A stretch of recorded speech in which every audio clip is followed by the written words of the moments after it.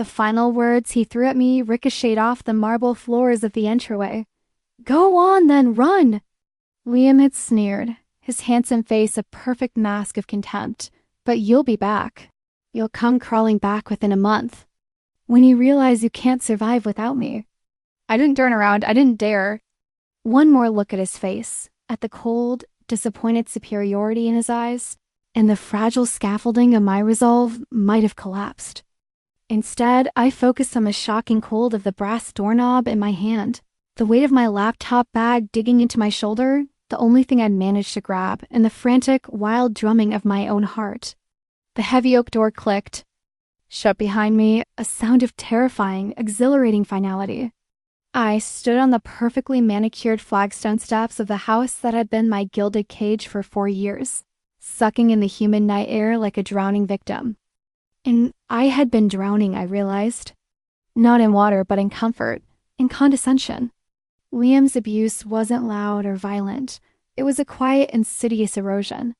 He controlled the finances, he vetted my friends, he gently, lovingly steered me away from every ambition I'd ever had. He called it taking care of me. It was suffocation by 1,000 tiny, patronizing kindnesses. The fight, the final one, had been about something so laughably small. An article I had written. A freelance piece on spec, my first. Real attempt at journalism in years. Before Liam, I'd been hungry, chasing stories, running on coffee and adrenaline. He convinced me to give it all up. "It's such a stressful, grubby world, baby," he'd cooed, stroking my hair. "Let me give you a beautiful life. You don't need to fight so hard." I had been so in love, I'd mistaken the cage for a pedestal. I'd written the article in secret, like a spy in my own life. I worked late at night after he was asleep, the faint glow of the laptop screen my only accomplice. It was a dense, data-driven piece about the predatory lending practices targeting local small businesses. It was dry, angry, and felt more like me than anything I'd done in years. He'd found a draft I'd carelessly left open on my screen. His reaction was not fury, but a deep, sorrowful disappointment that was infinitely worse. "Clara, Clara, Clara," he'd sighed, shaking his head as if I were a child who had scribbled on the walls. "What is all this? Are you bored? I can book us that trip to Bali. You don't need to dabble in these ugly things." He gestured at my words, my carefully researched arguments, as if they were trash I had tracked into his pristine home. That was it.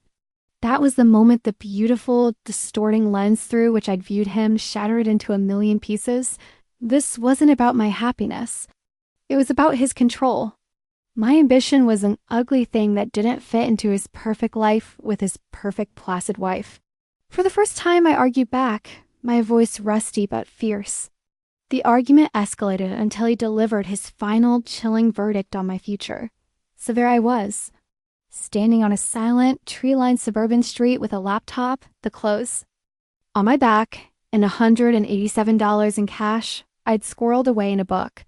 He controlled everything else. The credit cards, the bank accounts, the car. He had engineered my dependency with ruthless efficiency. His prediction wasn't just a threat. It was a logical conclusion based on the trap he had so carefully set, and for one heart-stopping moment, I believed him. Where do you go when you've been systematically isolated? My family was 1,000 miles away, and my pride was a raw, gaping wound. My old journalist friends, I'd let those connections wither, gently discouraged by Liam, who found them all too cynical or intense. One name came to mind. Maya, my college roommate, a fiercely loyal, brilliantly sharp-tongued artist I hadn't spoken to in nearly a year. Not since a disastrous dinner where Liam had treated her like a curious but inferior species. My fingers trembled as I scrolled through my phone and found her name. I hit call before the shame could stop me. She answered on the second ring, her voice groggy. "Clara? It's 2 a.m. What's wrong?" A choke sob escaped my lips. "Maya," I whispered, the sound cracking. "I did it." I left team. There was no judgment. No, I told you so. just the immediate, unwavering loyalty I had so carelessly discarded. "Okay," she said, her voice instantly wide awake and sharp. "Where are you?" "Send me your location. I'm on my way." Huddled on the curb at the end of the long, perfect driveway, I looked back at the house. It was a dark, hulking shadow, a mausoleum of a life I'd almost let myself be buried in. Liam's words echoed in the silence. "You'll come crawling back." No, I vowed to the oppressive darkness. The words a silent, desperate prayer. "I won't crawl. I will find a way to fly."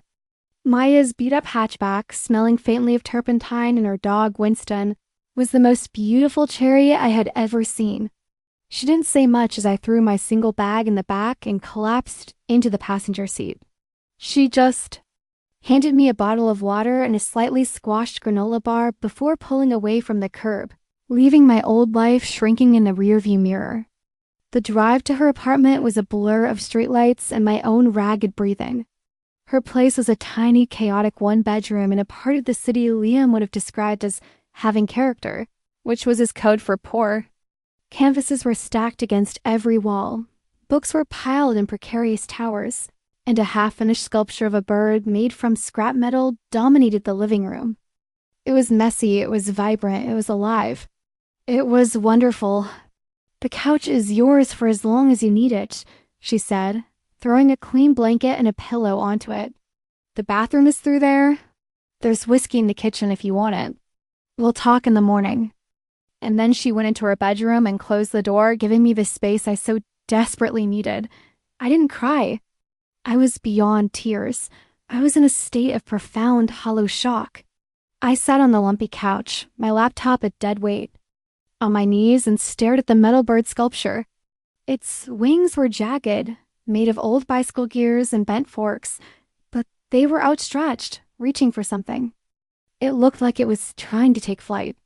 I felt a kinship with that pile of junk. Sleep was impossible. Every time I closed my eyes, I saw Liam's face, that look of utter certainty that I would fail. "You're not a fighter. Clara, you're soft. I made you that way." Had he? Had he sanded away all my sharp edges, my grit, my fight? The thought was terrifying. The $187 in my pocket felt like a joke. It wouldn't even cover a week's rent in this city. The next morning, Maya made coffee, strong and black, and sat across from me at her tiny kitchen table. She didn't press for details. She just looked at me, her dark eyes full of a fierce, protective energy. So she began, what's the first step? Not the 5-year plan. Not the 1-year plan. What's the plan for today? Her pragmatism was a life raft. It cut through the fog of my panic. "I need money," I said, the words stark and ugly. "I have nothing. I need a job." "Any job? Okay," she nodded. "We can start there. But you're not just going to get any job.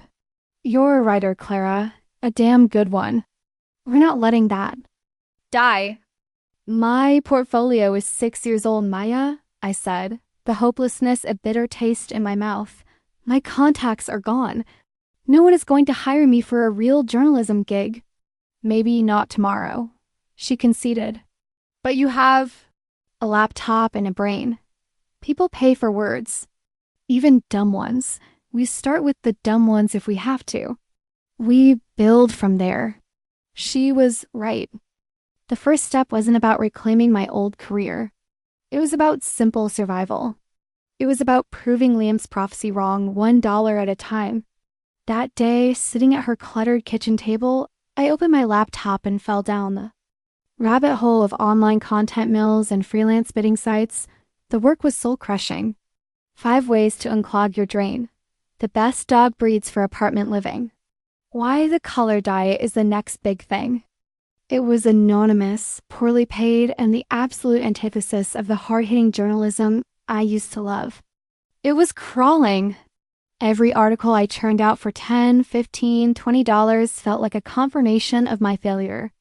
But every $20 was a small act of defiance. It was money I had earned.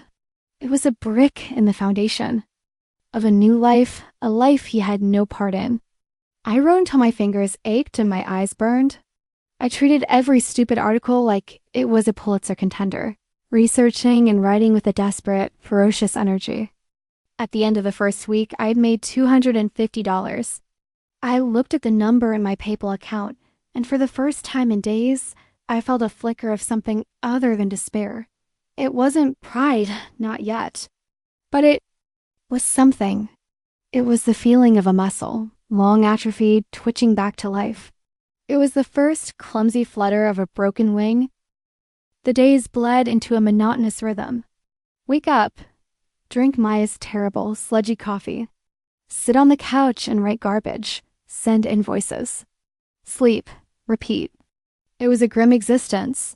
A world away from the catered lunches and charity galas of my life with Liam, I was a ghost haunting Maya's apartment, my only real contribution being the low, steady click-clack of my keyboard. Maya was a saint. She never complained about my presence, about the way I took up her small living space. She'd come home from her studio, covered in paint or clay, and wordlessly place a plate of food in front of me, knowing I'd forgotten to eat. She was my anchor, the only thing keeping me from drifting away entirely. "You need to get out of the apartment, Clara," she said one Friday night, prying my laptop from my hands. "You're starting to look translucent." I have a deadline. I mumbled, reaching for it. "The world can wait for 10 tips for a shinier coat on your gerbil," she said, holding the laptop aloft. "We're going out." She dragged me to a gallery opening for one of her artist friends. It was a loud, crowded space filled with painfully hip people. I felt like an alien dressed in my old, drab clothes, my mind still buzzing with SEO keywords. I stood in a corner nursing a plastic cup of cheap wine, feeling utterly alone. In a room full of people. A woman with a sharp, asymmetrical haircut and an even sharper gaze approached me. "You're Clara, right? Maya's friend." I nodded, surprised. "I'm Sarah," she said. "I edit the Oak Haven Ledger." It was a small, independent online magazine that focused on local arts and politics. I'd read. It was good. "Smart. Maya showed me an article you wrote a long time ago," she continued. "Something about zoning laws and community gardens. It was brilliant." I stared at her, dumbfounded. I barely remembered that piece. "It was from another lifetime." "Oh, thank you." "You still writing?" she asked. The question was a punch to the gut. Was I? Was churning out 500 words on the benefits of chia seeds writing? The shame was so intense I could barely speak. "Sort of," I hedged. "I do some freelance content." Sarah nodded, her expression knowing. "Right. Content. Well, if you ever want to write something with a noun and a verb in it again, give me a call." She handed me her card. "I can't pay much, but I can promise you no listicles." I took the card, my hand trembling slightly. It felt like a lifeline. It also felt terrifying. Writing for Sarah meant having a byline. It meant being visible. It meant putting my name on something and having it judged. It was a risk. The content mill was safe in its soulless anonymity.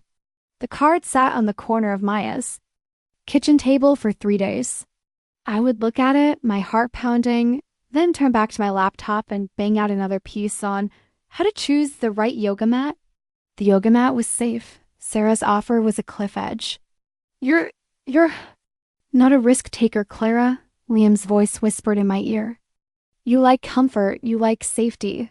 "Shut up," I said out loud to the empty apartment. Maya's dog, Winston, lifted his head from the rug and looked at me, confused. I was sick of the voice. I was sick of being scared. I was sick of writing about gerbils. On the 4th day, I picked up the phone and called Sarah. "I have a pitch for you," I said, my voice shaking but firm. I had been thinking about it for days, an idea sparked by my old research. It was a story about the network of shell corporations buying up historic buildings downtown and forcing out local businesses. It was a real story. There was a pause on the other end of the line. "That's ambitious," Sarah said slowly. "It's going to require some serious digging. Real investigative work. I can do it, I said, with a conviction that surprised me. Another pause, okay, she said, finally. I can give you $100 for it. And that's stretching my budget to its breaking point. $100. I could make that in a day writing garbage. This story would take me weeks. It was, by any logical measure, a terrible financial decision. I'll take it, I said, without a moment's hesitation. It wasn't about the money. It was about the work. It was about choosing the cliff edge over the safe, gray cubicle of content farming. It was about choosing to be a writer again. Asterisk, the next 2 weeks were a blur of furious clandestine work. By day, I churned out my soul-crushing content mill articles, earning the money that kept me from being a complete burden on Maya. By night, I became a journalist again. I lived and breathed the story of shell corporations. I spent hours at the city records office, my fingers growing dusty as I cross-referenced property deeds and business licenses. I built complex spreadsheets, tracing ownership trails that twisted and turned like snakes.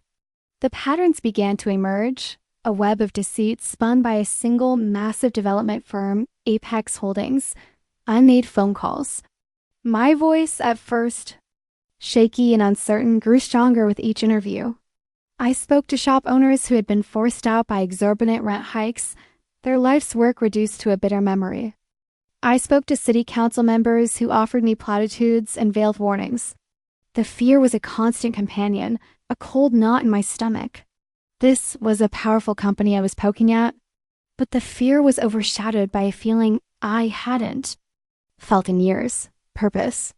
Maya was my silent, unwavering support. She would come home to find me surrounded by a chaotic sea of papers, my eyes red-rimmed from staring at a screen. She would just place a cup of tea on the one clear spot on the table and retreat to her own work, respecting my focus. Her quiet belief in me was the fuel that kept me going when my own confidence faltered. One night, I hit a wall.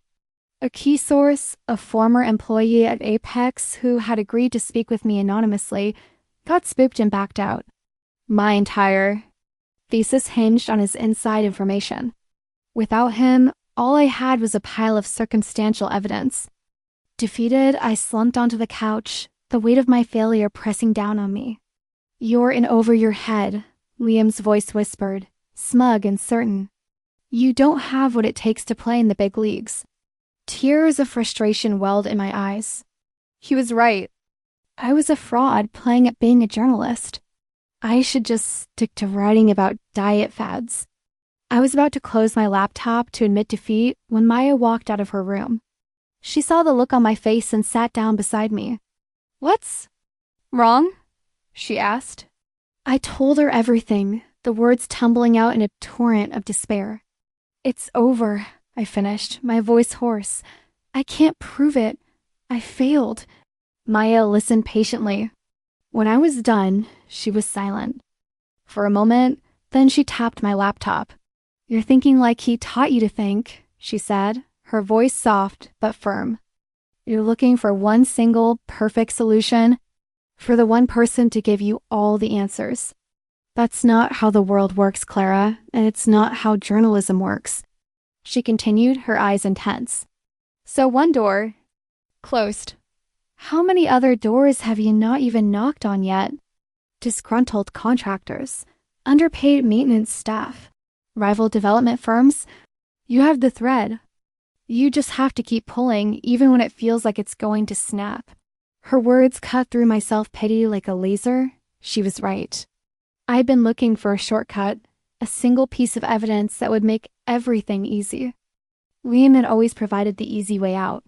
I had to unlearn that. I had to learn to love the struggle, the hard work of untangling the knots myself. A new fire ignited in my gut. I wasn't defeated. I was just getting started. I spent the entire night brainstorming new angles, new potential sources. The next morning, I was back on the phone, my voice filled with a new, hard-won authority. I was no longer asking for the story. I was hunting it. My breakthrough came from an unexpected place. I was digging through online building permits, a mind-numbing task. when I noticed a name that appeared over and over again as a subcontractor for Apex Holdings electrical work, Voltec. Electric. It seemed insignificant, but on a hunch, I started digging into them. It turned out Voltec was a small family-owned company, and they were in financial trouble. Public records showed they had recently filed for bankruptcy, citing massive unpaid invoices from their largest client, Apex Holdings. It was a classic case of a big company squeezing a small contractor to death, and a squeezed contractor is often a talkative one. I found the owner, a man named Frank Kowalski, working out of a cluttered garage, selling off his old equipment. He was a big man in his 50s with tired eyes and grease-stained hands. At first, he was wary, unwilling to talk. He was scared of Apex. They're bullies, I said gently, sitting on an overturned bucket. I know. And they're counting on people like you being too scared to fight back. I laid out what I knew, the trail of ruined small businesses, the shell corporations. I told him about the shop owners, the fear in their voices. I saw a flicker of something in his eyes' anger. They ruined me, he said, his voice a low growl. 30 years I built that business. They bled me dry, kept demanding changes, and then refused to pay for half of it. Said the work wasn't up to code, was it? I asked. A defiant spark lit his face. Every wire I laid was perfect. It wasn't about the code. It was about them wanting to use their own non-union guys they could pay half price. They just needed an excuse to break the contract. Can you prove it? I asked, my heart hammering. He hesitated, then gave a grim smile. Son, of a bitch like that, you learn to cover your ass, he said. He went to a locked filing cabinet and pulled out a thick binder. It was all there. Every work order, every change request, every email. And the Cronjol internal memos from an Apex project manager accidentally forwarded to him, explicitly discussing the plan to mitigate the Voltec contract. It was a smoking gun. It was everything. I spent 2 hours in that dusty garage, photographing every single page with my phone, my hands shaking with adrenaline. When I left, I felt 10 feet tall. I had the story. I had done it. I had untangled the knot. I spent the next 48 hours writing. The words poured out of me, clear and sharp and angry. I wove together Frank's documents, the property records, and the heartbreaking interviews with the shop owners. It was the best thing I had ever written. It was a story of greed and power, of the human cost of corporate rapacity. It was the truth.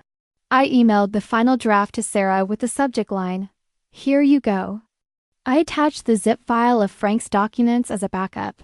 Then I closed my laptop, my entire body humming with exhaustion and a terrifying, exhilarating sense of accomplishment. I had walked to the cliff edge, and instead of falling, I had found a foothold. Sarah called me 2 hours after I sent the article. Her first word was a long, low whistle. "Clara," she said, her voice buzzing with an energy that matched my own. This is a bombshell. This is way bigger than the Oakhaven Ledger. What do you mean? I asked, my stomach doing a nervous flip. I mean, this story deserves a national audience. I have a friend, an editor at ProPublica. I want to send it to him. This is important, Clara. This is real journalism. The idea was so far beyond my expectations that I couldn't process it. ProPublica was the major leagues. They were a respected, Pulitzer-winning nonprofit newsroom. It was the kind of place I used to dream of working before Liam had convinced me my dreams were silly. Are you sure it's good enough? The question was a reflex, an echo of my old insecurities. Good enough? Sarah laughed, a sharp barking sound. Clara, you gift-wrapped a federal investigation for them. It's more than good enough. True to her word, she sent it. The next 24 hours were the longest of my life. I paced Maya's apartment, unable to sit still, unable to work. I was vibrating with a mixture of hope and terror. What if they hated it? What if they thought I was just some amateur who got lucky? The email arrived the next afternoon. The sender was David Chun, senior editor, ProPublica. My Hands were shaking so badly I could barely click it open. "Dear Ms. Davies," it began. "Your story on Apex Holdings, passed along by Sarah Jenkins, is an extraordinary piece of investigative work. It's well-researched, compellingly written, and, frankly, explosive. We want to publish it. We will, of course, need to do our own fact-checking and legal review, but we would like to partner with the Oakhaven Ledger to run it as a joint investigation. We can offer you a freelance feature rate of $5,000. I read the email 3 times. $5,000. It was more money than I had made in the entire 2 months since I'd left Liam. But it wasn't the money. That made me gasp, my hand flying to my mouth. It was the validation, the recognition. The simple fact that they wanted to publish my words, my story. I started to laugh, a wild, unhinged sound that was half sob. Maya came running. Out of her room, a look of alarm on her face. I just pointed at the screen, unable to speak. She read the email over my shoulder, and her jaw dropped. Then she let out a whoop of triumph and threw her arms around me, lifting me off my feet. "You did it!" she yelled, spinning me around. "You magnificent bastard, you did it." We danced around her cluttered living room like maniacs, laughing and crying at the same time. The metal bird sculpture watched us with its junk metal eyes, its wings outstretched. It no longer looked like it was trying to fly. It looked like it was soaring. And for the first time, so did I. The following weeks were a whirlwind. I worked closely with David Chen and the ProPublica team. They were rigorous, professional, and treated me not as a novice, but as a colleague. Their fact-checkers verified every detail. Their lawyers vetted every claim. Their faith in my reporting was a powerful balm to my battered professional ego. The day this story was published was surreal. It was the lead story on the ProPublica homepage, under a stark, powerful headline. The Apex Predator, How One Firm is Hollowing Out Main Street. And there it was, right below the headline. By Clara Davies, a joint investigation with the Oakhaven Ledger. My name, in print, on a national stage. I stared at it for a full minute, my heart feeling too big for my chest. The fallout was immediate and explosive. The story was picked up by major newspapers, cable news channels, and political blogs. Hashtag Apex Predators started trending on social media. Local news crews were suddenly camped outside Apex Holdings' gleaming corporate headquarters. The state attorney general announced an official investigation within 48 hours. My phone began to ring. It was a dizzying, overwhelming flood. Old journalism school professors called to congratulate me. Editors from other publications reached out, asking if I was available for freelance work. The head of the journalism department at my alma mater emailed to ask if I would be willing to speak to her students. I was no longer a ghost. I was a byline. I was a voice. I handled the calls with a calm professionalism I didn't know I possessed. I was clear, concise, and confident. The woman who had been afraid to pitch a story to a small local magazine was gone. In her place was a journalist who had just broken a national story. Amidst the chaos, Sarah took me out for a celebratory dinner at a restaurant that used real tablecloths. "I knew that piece on zoning laws was good," she said, raising her wine glass. "To you, Clara, you flew. You gave me the runway," I said, my voice thick with gratitude. "I wouldn't have done it without you." "Bullshit," she said, with her trademark bluntness. "I just unlocked the gate. You were the one brave enough to step through it." That night, as I lay on Maya's couch, the comfortable, familiar lumpy couch that had been my sanctuary, I thought about Liam's parting words. "You'll come crawling back within." A month. It had been nearly 3 months. I hadn't crawled. I hadn't even walked. I had launched myself into the stratosphere. A strange, liberating thought occurred to me. In his own twisted way, Liam had given me a gift. His arrogance, his utter, dismissive certainty of my failure, had been the ultimate motivation. He had so thoroughly underestimated me that The only possible response was to exceed his wildest, most contemptuous imagination. He thought he had clipped my wings, but he had only forced me to build new ones, stronger and more resilient than before. The $5,000 from ProPublica landed in my bank account. The first thing I did was write Maya a check for $1,000. For back rent, I told her. She tried to refuse, but I insisted. It was more than a payment. It was a declaration. I was standing on my own 2 feet. The second thing I did was go online and find a small furnished studio apartment for rent. It wasn't much, but it was clean and bright, and most importantly, it would be mine. It was time to leave the nest. It was time to find my own place to land. Moving into my own apartment was a quiet, profound victory. It was a tiny studio in an old building with a window that looked out over a bustling street. The furniture was mismatched and worn, but it was mine. The silence was mine. The mess was mine. For the first time in my adult life, I was the sole architect of my own space. I bought a new coffee pot, a real one, and a bag of expensive, ridiculously overpriced coffee beans. The simple act of brewing a pot of coffee that first morning, a pot that I had bought with money that I had earned, felt like a sacred ritual. I drank it sitting on my own floor, leaning against my own wall, and felt a sense of peace that Liam's millions had never been able to buy. The professional opportunities kept coming. I started freelancing regularly for a number of respected publications, carefully choosing stories that mattered to me. I was no longer writing about gerbils. I was writing about systemic injustices, about corporate malfeasance, about people fighting back against powerful forces. I was building a new portfolio, a new reputation, one powerful byline at a time. David Chun from ProPublica became a mentor. He would call me occasionally to check in, to offer advice on a pitch, or to connect me with a source. He saw the potential in me and was invested in helping me grow. "You have a rare talent, Clara," he told me during one call. "You can see the human story inside the data. Don't ever lose that." His mentorship was the antithesis of Liam's. Liam had sought to diminish me, to make me smaller, to fit me into his world. David sought to empower me, to make me bigger, to help me find my place in the larger world. It was a revelation. One morning, an email landed in my inbox that made my heart stop. The subject line was, "Job opportunity, investigative reporter." The sender was the New York Standard, one of the most respected newspapers in the country. They had seen my work. They were looking to expand their investigative team.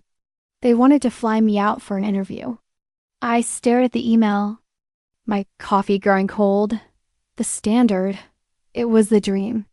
The pinnacle. It was the job I would have killed for when I was 22, fresh out of journalism school and full of fire. It was the job Liam had gently laughed away. New York? So dirty and stressful, baby. Why would you want that?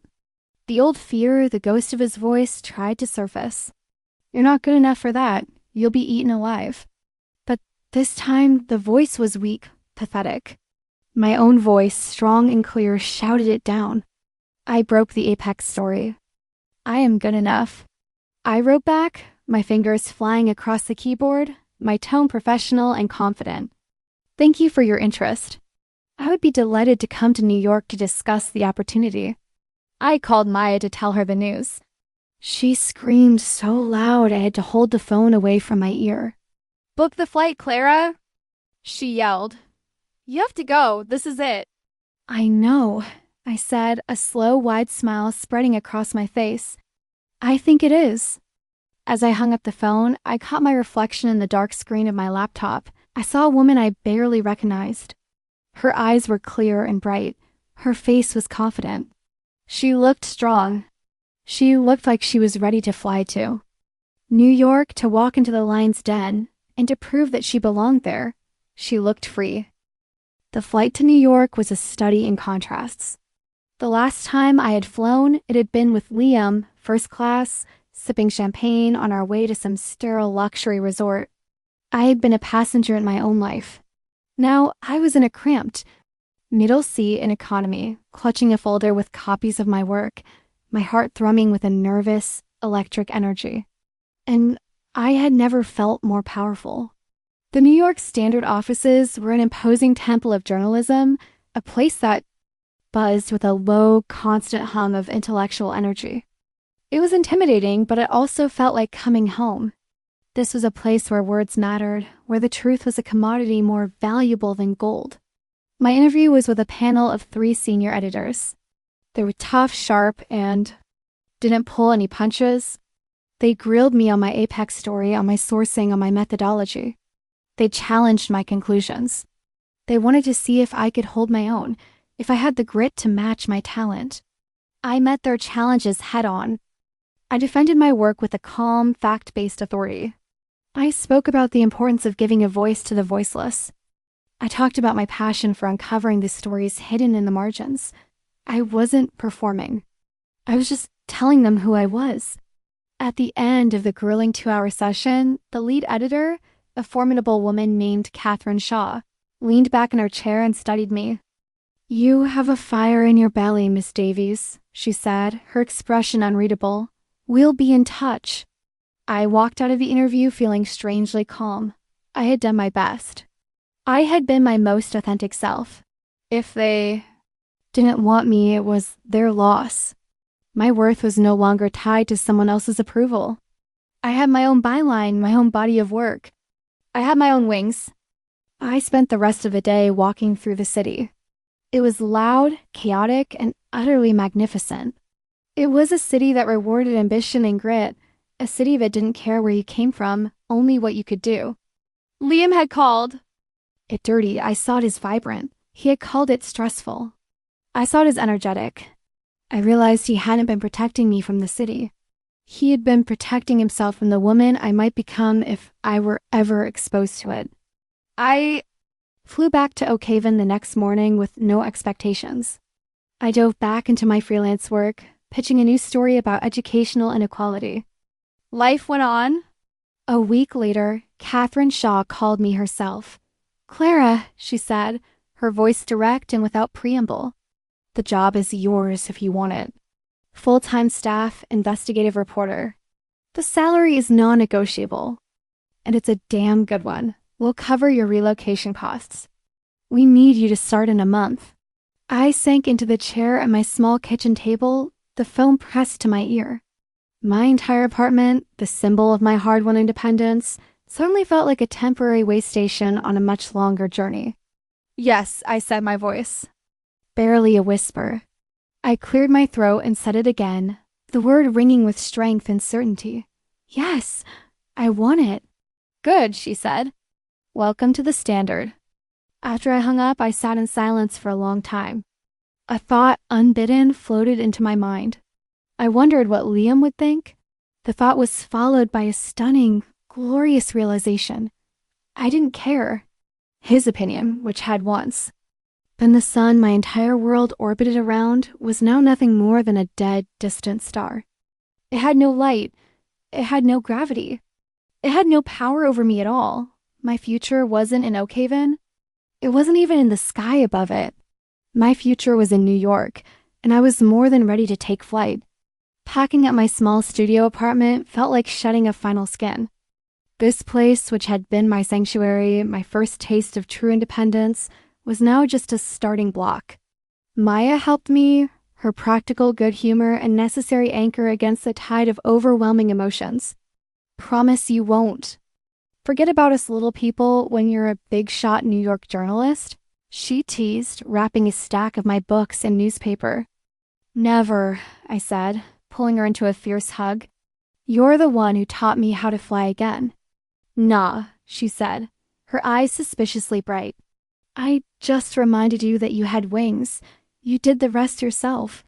The move to New York was a logistical whirlwind. The Standard put me up in a corporate apartment for the first month while I looked for a place of my own. It was sterile and impersonal, but it had a breathtaking view of the city skyline. Every morning I would wake up, look out the window, at the endless expanse of steel and glass, and feel a jolt of pure, unadulterated excitement. My first day at the Standard was like stepping into a different reality. I had an office, a small glass-walled cube, but it was my office. I had a phone, a computer, an expense account. I was surrounded by some of the smartest, most driven people I had ever met. The intellectual energy in the newsroom was a palpable force. It was like breathing pure oxygen. Catherine Shaw, my new boss, was a force of nature. She was tough, demanding, and had an almost supernatural instinct for the heart of a story. She didn't coddle me. She threw me into the deep end. On day one, assigning me to a complex, ongoing investigation into corruption at the city's housing authority. The work was the most challenging of my life. It was a labyrinth of political connections, backroom deals, and carefully hidden money trails. It was frustrating, exhausting, and utterly exhilarating. I worked 12-hour days, fueled by coffee and the thrill of the chase. I was no longer a freelancer fighting for scraps. I was a staff reporter with the full weight and resources of the New York Standard behind me. It was a powerful, humbling feeling. I found a small but charming apartment in Brooklyn, in a neighborhood filled with artists, writers, and young families. It was a world away from the sterile opulence of Liam's suburban mansion. My new life was filled with the smells of street food, the sounds of subway trains, and the vibrant, messy, beautiful chaos of the city. I was happy. It was a quiet, solid happiness that came not from external validation, but from within. It was the happiness of a life lived with purpose, the happiness of knowing I had faced the worst and had not only survived, but thrived. One evening, about 2 months into my new job, I was working late, poring over housing authority contracts. An email notification popped up on my screen. The name on it made my blood run cold. Liam, my first instinct was to delete it without reading, to deny him even that tiny intrusion into my new life. But curiosity, a journalist's fatal flaw, got the better of me. My hand trembled as I clicked it open. The message was short. Clara, I saw your byline in the Standard. Impressive. I'm going to be in New York next week for business. I'd like to see you. Let's have dinner and talk. I think there may be a way for us to work together. I have a proposition. For you. I read it twice, a bitter, incredulous laugh bubbling up in my throat. A proposition? After everything, he still thought he could buy me, that he could find a way to reinsert himself into my narrative. The arrogance, the sheer, unmitigated audacity of it was breathtaking. He didn't offer an apology. He didn't acknowledge the pain he had caused. He saw my success not as a testament to my strength, but as an asset he could somehow leverage. He saw my byline and thought, mine. I thought about the woman who had fled his house in the middle of the night, terrified and broken. I thought about the woman who had cried on Maya's couch, convinced she was a failure. And I looked around the bustling newsroom at the evidence of the life I had built with my own 2 hands. I began to type my reply. It was even shorter than his email. It was only 1 word. No. I stared at the single word on the screen. It was a period. A final, definitive end to a sentence that had run on for far too long. It was a sealed. It was a sword. It was the most powerful word in my vocabulary. I hit send without a moment's hesitation. A profound sense of release washed over me. There was no anger, no bitterness. There was just closure. He had no power here. He had no proposition I could ever want or need. His currency was worthless in the economy of my new life. I turned back to my work, the incident already fading from my mind. The housing authority contracts were far more interesting than the ghost of a man I used to know. A few days later, Catherine Shaw called me into her office.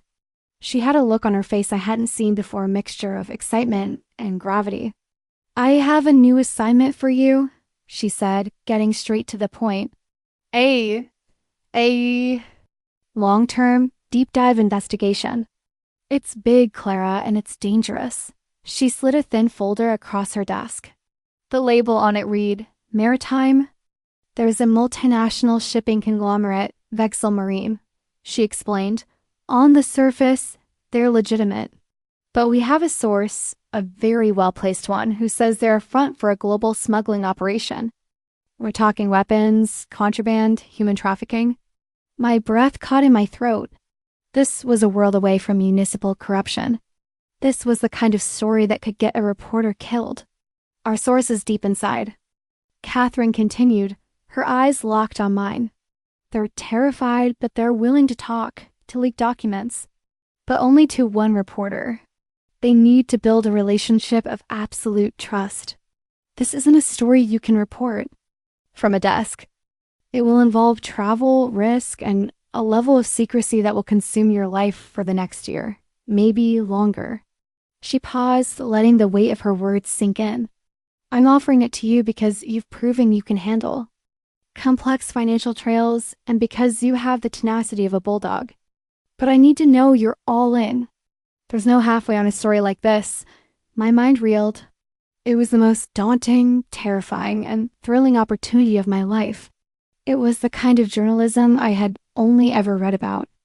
It was a chance to expose a truly monstrous evil, to give a voice to the most vulnerable victims imaginable. The fear was real and immediate, but my courage was stronger. The past few months had been a training ground, forging my confidence, sharpening my skills. Every challenge I'd overcome, from the content mills to the Apex investigation, had led me to this moment. I looked Catherine Shaw in the eye, my gaze unwavering. I'm in, I said, my voice clear and steady. Where do I start? A slow, approving smile spread across her face. I thought you might say that, she said. Your first stop is Antwerp. You leave in 3 days. Antwerp was a city of ghosts and secrets. The gray, ancient stones of the buildings seemed to watch me, the murky waters of the Scheldt River holding their silence. My life as Clara Davies' staff reporter was temporarily erased. I was now someone else, a freelance maritime consultant, a cover story meticulously crafted by the standard security team. My contact was a man known only as Cashin. Our first meeting was in a crowded, noisy pub near the port. The instructions had been precise. Sit at the bar, order a Belgian ale, and place a specific book on the counter next to me. I had felt like a character in a spy novel. He slid onto the stool next to me, a nondescript man in his 40s who could have been anyone. You're a long way from home, he said, his English perfect but accented. His eyes, however, were anything but nondescript. They were sharp, intelligent, and held a deep, weary sadness. That was the beginning of the most intense and dangerous year of my life. Cashin was a high-level logistics officer within Vexel Marine. He was a man who had slowly, horrifyingly, realized that the containers he was routing around the world were filled with human misery. His conscience had become a burden he could no longer carry alone. Our meetings were clandestine and sporadic, dictated by his travel schedule and the ever-present risk of exposure. We met in the back alleys of Hamburg, the sterile transit, lounges of Singapore, the dusty cafes of Dubai. He would pass me data drives, shipping manifests, encrypted internal communications. Each piece was a tile in a horrifying mosaic. I lived a life of paranoia and secrecy. I learned how to sweep a hotel room for bugs, how to spot a tail, how to communicate in code. My little Brooklyn apartment gathered dust. My life was a series of anonymous hotel rooms and long-haul flights. I was completely, utterly consumed by the story. There were times when the fear was overwhelming. Times when I would lie awake in a strange bed in a strange city, my heart pounding, convinced that this was the night they would come for me. In those moments, I would think back to that first night on the curb outside William's house. I had been terrified then too, but it had been a small personal terror. This was a vast, impersonal fear, the fear of a powerful, ruthless machine that would crush anyone who got in its way. But the work sustained me. With every document Cashin gave me, with every new piece of the puzzle I uncovered, my resolve hardened. I was not just a journalist anymore, I was a witness. I was Cashin's only link to the outside world, the only hope for the nameless, faceless victims in those steel containers. I would not let them down. After nearly a year of this shadow life, we had enough. We had an airtight case, a mountain of irrefutable evidence that traced the criminal conspiracy to the very top of the Vexel Marine corporate ladder. It was time to write the story. I returned to New York and was placed in a secure, undisclosed location, a corporate safe house to write. For 3 weeks, I worked under a total media blackout, guarded by the standard security team. I wrote with a white-hot fury, fueled by a year of suppressed rage and a deep, burning need for justice. I laid out the whole sordid story, from the smuggled weapons to the trafficked people, naming names and signing documents. It was my magnum opus, a story written with the ink of my own fear and the blood of innocent victims. The night before publication, Catherine Shaw and I sat in the safe house, reading over the final proofs one last time. The story was slated to run simultaneously in the Standard and 3 major European newspapers. International law enforcement agencies, briefed by the Standard's lawyers, were poised to act the moment it went live. "You should be proud, Clara," Catherine said, her voice soft. "This is the kind of story that changes the world." I just nodded, my throat too tight to speak. I thought of Cashin, a brave, decent man risking everything for what was right. I thought of the people whose lives had been destroyed by Vexel Marine's greed. This story was for them. "Are you ready?" Catherine asked. I took a deep breath. Yes. I was ready for the storm to break. The story broke like a global thunderclap. The Ghost Fleet was all anyone talked about for weeks. The details of Vexel Marine's criminal enterprise were so shocking, so brazen, that they dominated the news cycle. Governments fell. CEOs were arrested. Ports were shut down. It was a cataclysm. My myelin was everywhere, but I remained in seclusion, my safety paramount. I watched the fallout from my anonymous safe house, feeling a surreal sense of detachment, like I was watching a movie that I had somehow written and directed. Cashin, with the Standard's help, disappeared. He was given a new identity, a new life in a country where Vexel's long, murderous reach couldn't find him. The day I got the coded message that he was safe was the day I finally allowed myself to unclench. The story was nominated for every major journalism award in the world. It was a shoo-in for the Pulitzer Prize. My name was spoken with a kind of reverence in the journalism community. I was no longer an up-and-comer. I was one of the giants. When it was finally deemed safe for me to emerge, my life was irrevocably changed. I was a public figure. I was offered book deals, movie rights, a ludicrously high-paying job as a network news correspondent. I turned them all down. I didn't want the celebrity. I just wanted to be a reporter. I went back to my desk at the Standard, back to my small Brooklyn apartment, and tried to find my new normal. It was harder than I expected. After a year of living on the edge, normal life felt bland. A part of me missed the adrenaline, the sense of singular, all-consuming purpose. I felt adrift, a soldier returned from a war that no one else could understand. One afternoon, Maya came to visit me in my office at the Standard. She looked around at the glass walls, the bustling newsroom, the awards that were starting to line my shelves. "It's a long way from my lumpy couch," she said, a proud smile on her face. "Sometimes I miss that couch," I admitted in a moment of raw honesty. Life was simpler then. "No, it wasn't," she said, her expression turning serious. "It was harder. You were fighting for your life then, Clara. You just won. You're allowed to be tired. You're allowed to rest. Flying is exhausting. Even birds have to land sometimes." Her words, as always, were the perfect antidote. She was right. I had been flying at top speed for so long, I had forgotten how to just glide. I didn't need another massive, world-changing story right away. I needed to rediscover the quiet joys of a life I had fought so hard to build. I started taking weekends off. I explored my own neighborhood. I went to museums. I read books that had nothing to do with research. I started dating. Cautiously at first, a kind, funny architect who was brilliant and successful in his own right and wasn't the slightest bit intimidated by my success. Slowly, I began to stitch together a life that had room for both the extraordinary and the ordinary. A life where I could be both the hard-hitting investigative reporter and the woman who enjoyed a quiet Sunday morning at a farmer's market. Chapter 14, the Pulitzer Prizes were announced on a Monday afternoon in April. The Standard newsroom gathered around a large screen, a hush falling over the usually chaotic space. When the Ghost Fleet was announced as the winner for investigative reporting, the room erupted. My colleagues mobbed me, clapping me on the back, hugging me.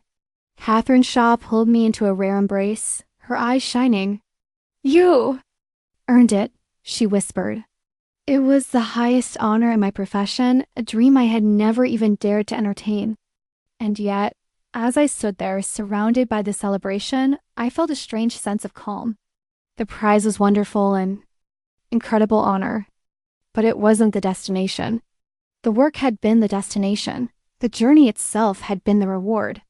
Later that week, I received a package at my office. There was no return address. Inside was a small, exquisitely carved wooden bird, its wings spread wide in mid-flight. There was no note. None was needed. It was from Cashin. It was his way of saying thank you, of letting me know he was okay. I placed it on my desk, a constant reminder of the human connection at the heart of the biggest story of my life. My relationship with Mark, the architect, deepened. He was my soft place to land. He loved my fierce independence, my passion for my work. He wasn't a zookeeper. He was a fellow traveler. With him, I learned that a partnership didn't have to mean a loss of self. It could be an amplification.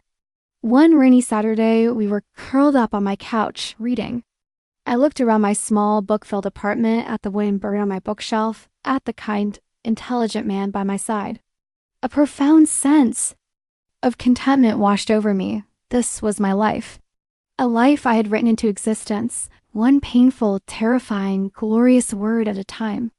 A thought crossed my mind, a ghost from a distant past. I wondered briefly what Liam was doing. Was he still running his company, his life still a monument to wealth and control? Had he seen my name in the headlines, seen my face on TV accepting the Pulitzer? The thought was no longer accompanied by anger or triumph. It was met with a quiet, profound indifference bordering on pity. He was still in his cage, a beautiful cage, but a cage nonetheless. He was still crawling, surrounded by his possessions, while I had learned to soar through the vast open sky. I had everything that mattered, and it had nothing to do with money or status. I had purpose, I had love, and I had my own two wings. A year after the Pulitzer, I was on a plane again.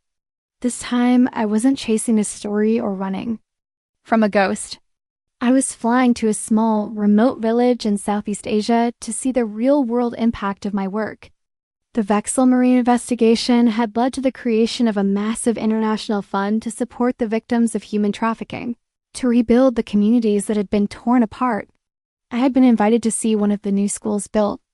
With that money, the village was a vibrant splash of color against a backdrop of lush green jungle. The school was a simple but sturdy building, filled with the sounds of children laughing and learning. They were children who, a few years ago, might have ended up in one of Vexel's containers. Now they had a future. They had a chance. As I stood in the doorway of a classroom, watching a young girl eagerly writing in a notebook, her face a mask of concentration, the true meaning of my journey finally crystallized. It had never been about proving Liam wrong. It had never been about the awards or the bylanes or the success. It had been about this, about using my voice to create a small pocket of light in a dark world. The little girl looked up and saw me watching. She gave me a shy, gap-toothed smile. In that smile, I saw the sum of all my struggles, all my fears, all my triumphs. It was a smile of pure, unadulterated hope. Later, as I walked through the village, a woman approached me, the village elder. She took my hands in her own weathered ones and spoke to me through a translator. "You are the woman who writes," she said. "You gave our children their wings back." Tears streamed down my face. I had learned to fly, yes. But the greatest gift, the most profound victory, was discovering that my flight could somehow help others leave the ground. That night, from a small guest house, I emailed Maya. "You'll never guess where I am," I wrote. I attached a picture of the school, of the smiling children. Thank you for reminding me I had wings. Her reply came back hours later. Wings aren't just for escaping, Clara. They're for exploring. Keep flying. The world needs more people like you in the sky, and I knew I would. The journey wasn't over. There would be other stories, other fights, other flights. But I was no longer afraid of falling. I knew how to navigate the turbulence. I knew how to catch the wind. And I knew with an unshakable certainty that resonated in the very core of my being that I would never, ever crawl again.